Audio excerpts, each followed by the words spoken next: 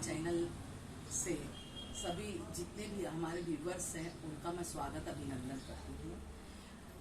सप्तम स्कंद आज मैं सुनाने जा रही हूँ कि भागवत की लीला में श्री कृष्ण का, श्री कृष्ण भगवान ने कहा जो भी भागवत का अनुसरण करेगा तो उसको मैं सारे पापों से मुक्त कर दूंगा। यही एक विचारधारा जो छोड़ी है उन्होंने उद्धव से कहा था, वही मैं आज आपसे भी कह रही हूँ। राजश्री परीक्षित ने कहा गुरुवर में कोई तर्क नहीं रह गया। गुरु में क्या तर्क रह गया है? क्योंकि आप कहते हैं कि शास्त्रों के प्रति तर्क मत करो। कोई भी शास्त्र लोग कहते हैं कि ये सही है तो वो गलत है तो वो सही है, इस तरह से एक जिज्ञासा का प्रश्न कर रहा है। राजा ने पूछा परमात्मा की दृष्टि में एक जैसी होनी चाहिए। परमात्मा की दृष्टि मतलब आंख एक जैसी, सबको बराबर से दिखे। बोले देवता भी उनके पुत्र हैं, राक्षस भी उनके पुत्र हैं, दुष्ट भी उनके पुत्र हैं, ये संसार पुत्र है, भक्त भी उनका पुत्र है। लेकिन भगवान राक्षसों को क्यों सजा देते हैं, क्यों मारते हैं, भक्तों को बचाते हैं क्यों? यदि भगवान ऐसा करते हैं तथा अपने भेदभाव नहीं है, क्या ये भगवान की अच्छी दृष्टि है? सब पे भेदभाव क्यों रखते हैं? उसका कारण है राक्षस उनके पुत्र नहीं हैं। आचार्य सुखदेव जी ने बहुत बड़ा उत्तर दिया, कहा बहुत अच्छा उत्तर दिया। राजन, भगवान कभी किसी को मारते नहीं, गोविंद कभी किसी को बचाते भी नहीं। सब प्राणी अपने कर्म से ही फंसते हैं चक्र में, काल के चक्र में। अपने कर्मों ही द्वारा वो सजा पाते हैं। ये सब काम हम करते हैं। मारना बचाना ये काम भगवान का नहीं है। उनकी दृष्टि तो वास्तव में सम है, सम दृष्टि मतलब सबको बराबर से देखना, सबकी आंखों में अपने आप को देखना, अपने आप में सारे संसार को देखना। परंतु इनकी आंखों के सामने नहीं आता तो पार नहीं होता।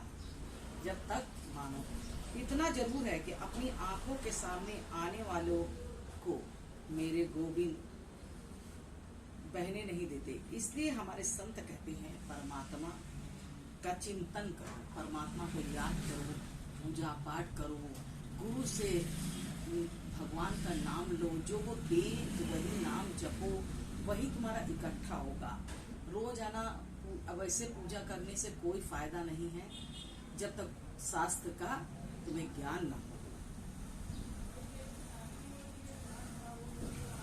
जिसने जितना चिंतन किया, जितना जिसने भगवान का भक्ति किया है, उतना उसको उतना ही फल मिला है। परमात्मा की याद करने की पद्धति भिन्न होती है तो मुक्ति का मार्ग भी भिन्न हो जाएगा। लेकिन याद जिसने परमात्मा को किया उसे मोक्ष मिला। आचार्य सुखदेव जी कहते हैं राजन, मुझे एक बात याद आ गई। तुम्हारे बाबा युधिष्ठिर ने यज्ञ किया था। महाभारत में सबसे बड़े पुत्र जो है युधिष्ठिर थे।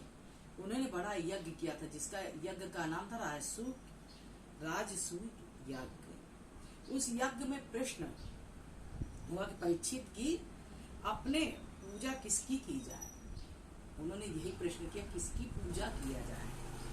तुम्हारे छोटे बाबा सहदेव ने कहा पहले पूजा का अधिकारी तो श्री कृष्ण है। सहदेव ने कहा कि पूजा के अधिकारी सबसे पहले कृष्ण है। उन्हीं सभा में बैठे हुए था शिशुपाल। शिशुपाल ने कहा इस गंवरिये की पूजा, मतलब शिशुपाल जो था वो क्या करता था कि भगवान की निंदा किया करता था। तो वो कहने कि ये गंवार की पूजा। कहा जिसके पिता का पता नहीं, बिरादरी का पता नहीं, इसलिए कहता था क्योंकि वो तो भगवान श्री कृष्ण पैदा हुए मथुरा में, अब पल गए गोकुल में। तो यशोदा जी ने उन्हें पाला। ये गंवरिया 4 दिन पहले गऊ चराता था, द्वारिका का राजा बन गया। इसकी प्रथम पूजा भगवान को गाली देने लगा। परीक्षित, तुम्हारे बाबा युधिष्ठिर अर्जुन के सामने प्राण वल्लभ कृष्ण की को कोई गाली देवे, क्या पांडव इसे बर्दाश्त कर सकते हैं? 5 पांडव कभी कृष्ण को कोई गाली देता है तो बर्दाश्त नहीं करते हैं। पांडवों का सर्वस्व जो है वो गोविंद है, भगवान है, कृष्ण है। अर्जुन ने उठाकर गंडीव हाथ में ले लिया और बोला, मैं इसके टुकड़े टुकड़े कर दूंगा, शिशुपाल के टुकड़े टुकड़े कर दूंगा, क्योंकि मेरे पूजनीय श्री कृष्ण गोविंद का अपमान किया। गोविंद ने कहा, नहीं नहीं, हमें कोई नहीं मार सकता। 101 गाली जब हो गई, भगवान ने प्रण किया था कि जब शिशुपाल 101 गाली देगा तभी मैं मारूंगा। तब भगवान ने शिशुपाल को मार दिया। लेकिन आश्चर्य की तब हुआ कि परीक्षित, जब शिशुपाल के शरीर से प्राणों की ज्योति निकली, जब प्राणों की ज्योति निकली, जब प्राण निकलता है तो ज्योति जलती हुई अंधे से जाती है आकाश की ओर। प्राणों की ज्योति 7 बार आकाश में भ्रमण करके प्रभु के शरीर में विलीन हो गई। बताइए, वो गाली भी दे रहा था तो लोग कहेंगे ना, अरे प्रभु को गाली दे रहा था और आज भ्रमण करके अब भगवान के प्राणों में ही समा गए। क्यों? कि अगर गाली भी दे रहा था तो वो मन ही मन, वो जितना गाली दे रहा था, हे कृष्ण तुम ऐसे, हे कृष्ण तुम वैसे, हे गोविंद तुम ऐसे, तुम गंवरिये हो, तुम वो हो, लेकिन नाम तो भगवान का आ ही रहा था ना।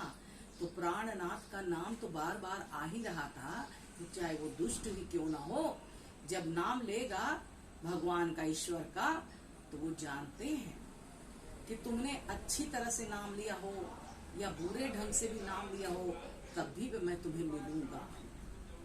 इस तरह से कह के भक्त लोग भगवान को कभी नहीं भूल सकते।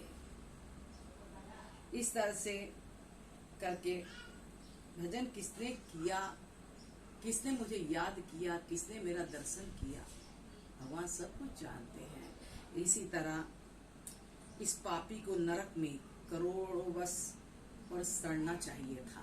लोगों ने कहा शिशुपाल गाली दे रहा था, इसको तो करोड़ों साल तक पाप की नरक में भोगना चाहिए था। यही नारद जी की बात कही परीक्षित को तुम्हें बताना चाहिए। नारद जी ने कहा, माना शिशुपाल कृष्ण को गाली दे रहा था, लेकिन गाली देते समय कृष्ण चिंतन को करता था, अरे कृष्ण तुम बदमाश, अरे कृष्ण तुम्हारे पिता का नहीं था, मतलब तमाम गालियां देते रहे। लेकिन गाली के उसकी आंखों के सामने कृष्ण की झांकी तो घूमती थी। भाई जिसे दिन भर तुम गाली दे रहे हो तुम्हें याद करते हैं, याद करता था। कैसे भी कृष्ण को याद करो, काम से, भय से, द्वेष से, स्नेह से गोपियों ने कृष्ण की उपासना काम से ही की। यद्यपि उनका काम हमारे काम जैसा ना था, गोपियों के प्रेम को ही हमने काम की संज्ञा दी है। शिशुपाल ने कृष्ण को द्वेष से ही भजा, कंस ने कृष्ण को भय से भजा। भजन की पद्धति भिन्न है, वो किस तरह से भजता है उसे कोई अंतर नहीं पड़ता। लेकिन कृष्ण की याद, कृष्ण के भजन किसने किया, वो मुक्ति का मार्ग पकड़ लिया। और जब उनके प्राण निकले शिशुपाल के, तो भ्रमण करता हुआ भगवान में ही समा गया।